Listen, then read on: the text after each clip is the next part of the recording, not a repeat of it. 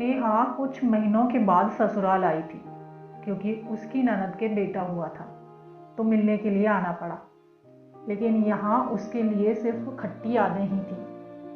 सास सुगंधा जी और ननद निशा के दोहरे चरित्र को जब तक समझ पाती, दोनों ने मिलकर उसे खराब बहू और खुद को महान साबित कर लिया था। नेहा की पहली डिलीवरी ससुराल में हुई।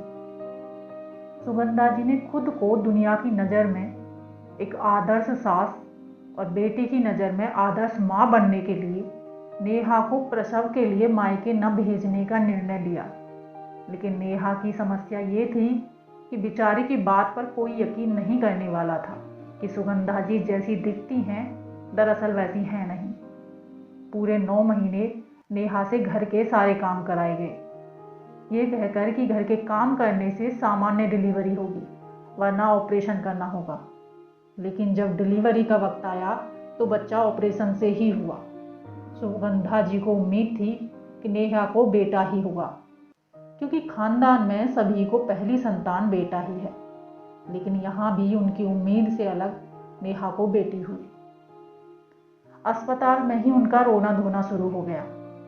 जब भी कोई पूछता क्यों रो रही है, क्या हुआ है, पहली संतान लड़का हो या लड़की, क्या फर्क पड़ता है, तो सुगंधा जी कहती अरे नहीं, बहू के ऑपरेशन हुआ है, बेचारी के कितना कष्ट हो रहा होगा ये सोचकर रोना आ रहा है। जवाब सुनकर हर आने जाने वाला यही कहता, नेहा तूने मोती दान किए होंगे जो ऐसी सास मिली है, कितना प्यार करती हैं तुझे। नेहा उत्तर में सिर्फ ही कह पाती, क्योंकि उसको पता था कि किसी से कुछ कहने का कोई फायदा नहीं। नेहा अपनी पति से भी कुछ नहीं कहती थी, क्योंकि उनके भी आंखों में माँ के प्यार की पट्टी बंधी हुई थी और बाहर रहते थे तो फोन पर सारी बात करना संभव नहीं था। अस्पताल से घर आने के बाद नेहा को उसकी बेटी की सारी जिम्मेदारी दे दी गई। सुगंधा जी कभी भी पोती को न खिलाती। अस्पताल से घर आने के बाद नेहा को उसकी बेटी की जिम्मेदारी दे दी गई। सुगंधा जी कभी भी पोती को नहीं खिलाती। बहाना सिर्फ बीमारियों का होता, मेरा माइग्रेन और कमर दर्द से कुछ काम नहीं हो पाता। नेहा ने एक दिन अपनी सास से कहा, माँ जी कोई मालिश वाला मिल जाता तो अच्छा होता, कूहू बेटी की मालिश हो जाती। जवाब में सुगंधा जी ने कहा, अरे नहीं नेहा, लड़कियों की मालिश नहीं करते, वरना शरीर कठोर लड़कों जैसा हो जाता है। तुम खुद ही धीरे धीरे हल्के हाथ से मालिश कर दिया करो। मुझे तो मालिश आती नहीं, मेरे बच्चों की मालिश तो मेरी माँ यानी तुम्हारी नानी सास ने की थी। जवाब सुनकर नेहा चुप हो गई। शादी को अभी 1 साल ही पूरा हुआ था, लेकिन बेटी के प्रति सबका ऐसा व्यवहार देखकर उसका मन अब सबसे खट्टा हो चुका था। नेहा खुद ही बेटी के सब काम करती, कभी टांगों के दर्द से खुद रोती और आंसू पोंछती, तो कभी रोती बेटी के। 2 वक्त का खाना भी उसको मुश्किल से ढेर सारे व्यंजनों के साथ परोसा जाता। जैसे तैसे 1 महीने के बाद उसको रसोई और घर के कामों की जिम्मेदारी दे दी गई।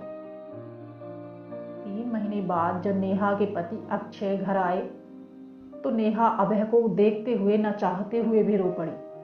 अभय नेहा और बेटी को देख हालात समझ चुके थे, लेकिन माँ को कुछ बोलकर झगड़ा करने के बजाय चुपचाप नेहा और अपनी बेटी को उस कैद से मुक्त कराकर अपने साथ ले गए। आज एक बार फिर नेहा की स्मृतियां ताजा हो गई और मन खराब हो गया। नेहा की ननद मायके आई हुई थी।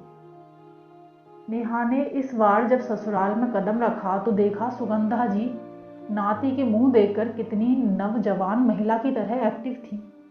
ननद के खाने पीने से लेकर बच्चे तक की देखभाल खुद ही करती। अगले दिन घर में सत्यनारायण की पूजा रखी थी। नेहा सुबह सुबह उठकर घर के कामों की तैयारियों में लग गई कि तभी सुगंधा जी ने आवाज़ लगाई, नेहा वो तेल का डब्बा देना मालिश करने के लिए नाती को। नेहा तेल का डब्बा लेकर आई। उसने कहा, ये लीजिए माँ जी तेल का डब्बा। माँ जी लेकिन मालिश वाली तो अभी आई नहीं। अरे मालिश वाली को क्यों बुलाऊं भला, उसकी नानी अभी जिंदा है, एकदम फिट है, अपनी नाती की मालिश मैं खुद करूंगी। तुझे क्या पता मैं कितना अच्छा मालिश करती हूँ, सुगंधा जी ने कहा।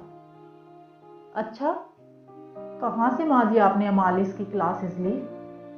और आपको तो माइग्रेन से सिर दर्द और कमर दर्द भी होता है, तो आप कैसे करेंगी? नेहा ने कहा। अरे कोई क्या सिखाएगा मुझे, मैं तो पहले से ही अच्छा मालिश जानती हूँ। अपने बच्चों की भी मैंने खुद ही की थी। कोई कमर दर्द सर दर्द नहीं, मुझे ये सब तो लगा ही रहता है। ये सब कोई बीमारी थोड़े ना है। अपनी नाती के लिए मैं एकदम फिट हूँ। तुझे नहीं पता तो खुद देखना कि कितनी अच्छी मालिश करती हूँ, सुगंधा जी ने कहा। हाँ माँ जी, देख तो रही हूँ कि आप कितनी खुश और पहले से फुर्तीली हो गई हैं। नाती के लिए सारी बीमारियां भी फुर्र हो गई हैं। और हाँ, सही कहा आपने, मुझे कहाँ से पता होगा आपकी मालिश का टैलेंट, क्योंकि कुछ महीने पहले तक तो आपको आती ही नहीं थी। काश बहू को भी आप ऐसे ही अपना पाती। इसी खुशी के साथ नेहा ने कहा।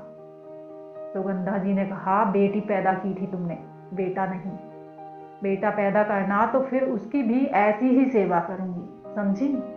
लेकिन तभी उसकी नज़र गोद में बेटी को लिए पीछे खड़े अक्षय पर पड़ी। अक्षय ने दोनों की बातें सुन ली थी। तब अक्षय ने कहा, आपकी सोच आपको मुबारक हो माँ, लेकिन मेरी बेटी की जगह कोई नहीं ले सकता, न आज न आने वाले समय में। चलो नेहा, कपड़े दो, मैं कुहू को नहलाने जा रहा हूँ। आज सुगंधा जी खुद की नज़रों में शर्मिंदा थी, क्योंकि उनके महान बनने का ढोंग अक्षय जान गया था। और इस बात से नेहा को तसल्ली थी।